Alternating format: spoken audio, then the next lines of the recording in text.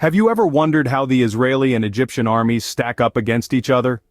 In the vast landscape of military might, two Middle Eastern powerhouses stand tall: the Israeli and Egyptian armies. Their size, technology, training and experience vary, sparking curiosity and debate among enthusiasts. How do their ground forces compare? What about their air and naval capabilities? And what role do their most formidable weapons play in this comparison? All these questions beckon an answer. Dive with us into this intriguing military comparison. Size can be a game-changer in military confrontations.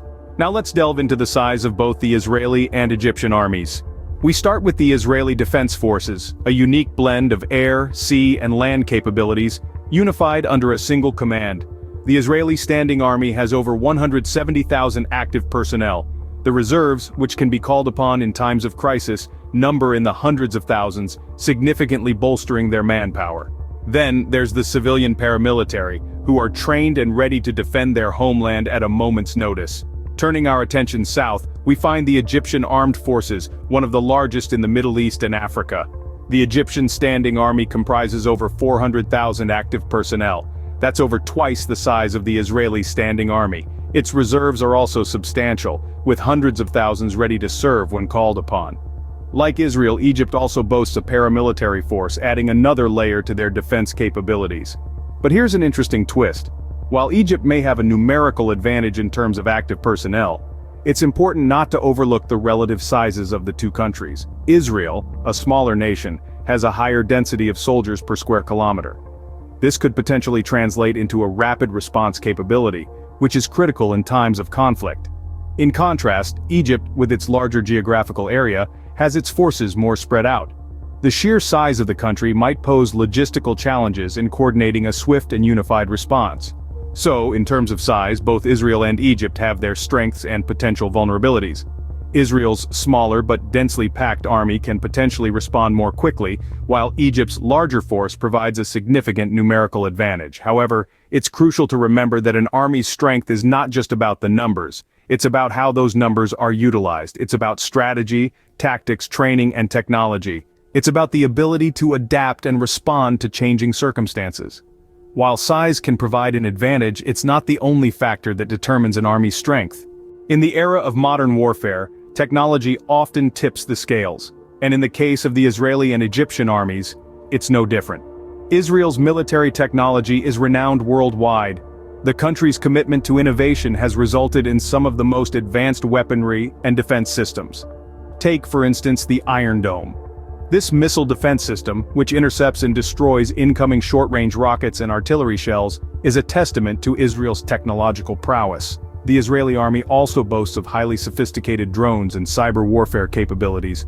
Moving on to the air and naval capacities, the Israeli Air Force operates some of the most advanced aircraft, including F-35 Lightning II, widely regarded as one of the best fighter jets in the world.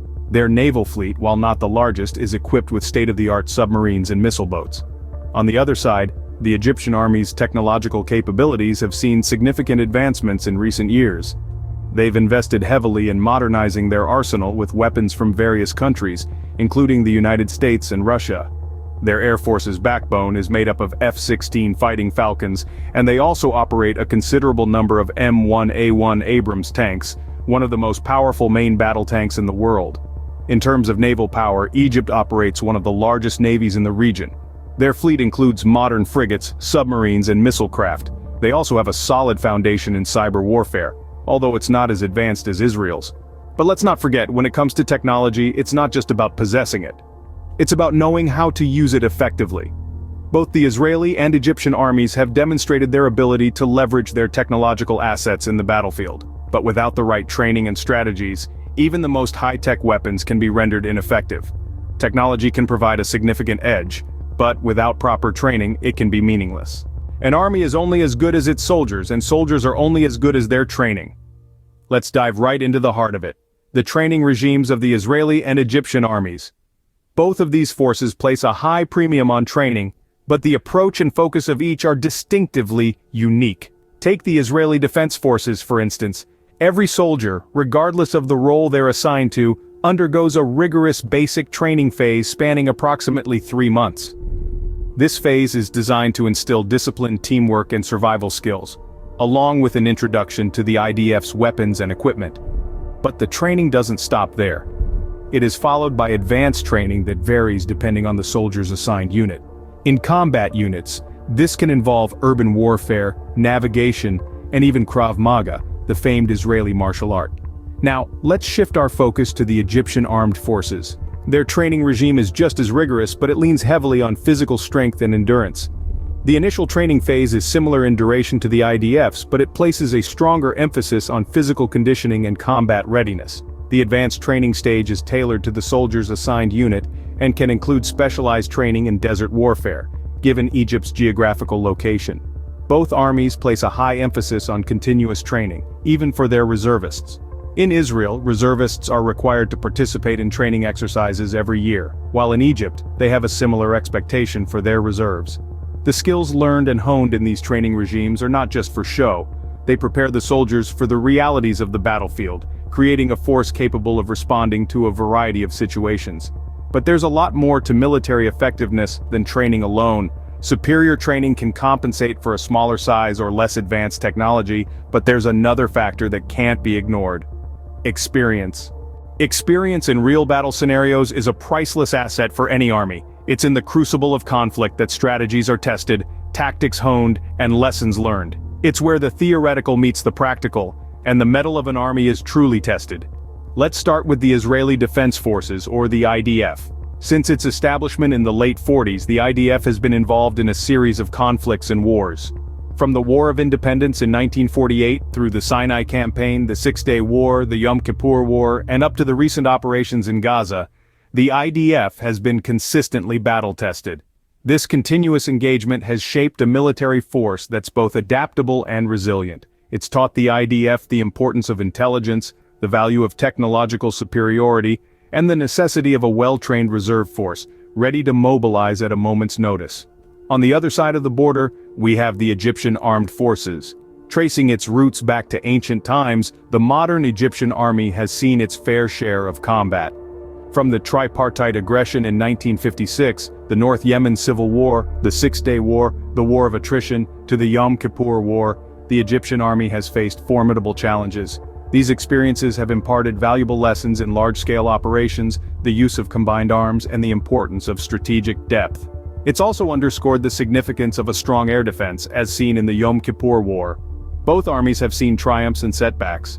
Both have had to adapt to shifting geopolitical landscapes and evolving modes of warfare. And both have learned that the real test of an army isn't just in its size or hardware, but in its ability to learn, adapt, and overcome. Experience is invaluable, but how do these factors all add up?